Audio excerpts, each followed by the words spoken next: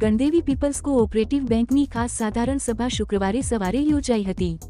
The Gandevi people's બેંકની ખાસ સાધારણ સભા પ્રમુખ ગોપાળભાઈ ગોહિલના અધ્યક્ષ સ્થાને મળી હતી, જેમાં એજન્ડા ઉપરના કામો અને ગત સભાની કાર્યવાહીને બહાલી અપાઈ હતી.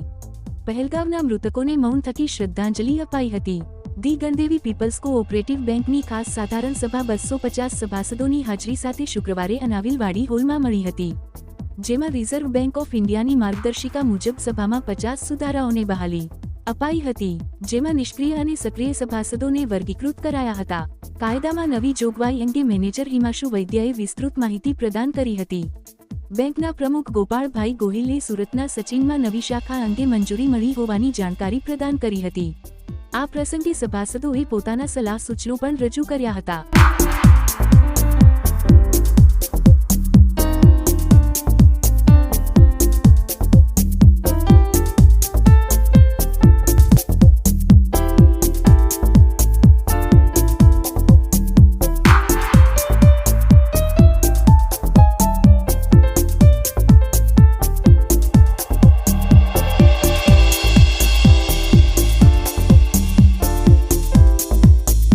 ગણદેવીથી સંવાદદાતા અશોક જોશીનો રિપોર્ટ. જનગણ મન અધિનાયક જય હે ભારત ભાગ્ય વિધાતા.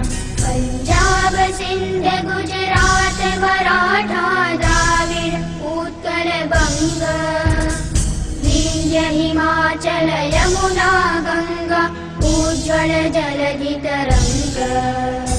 તવ શુભ નામે જાગે, तव शुभ आशीष मा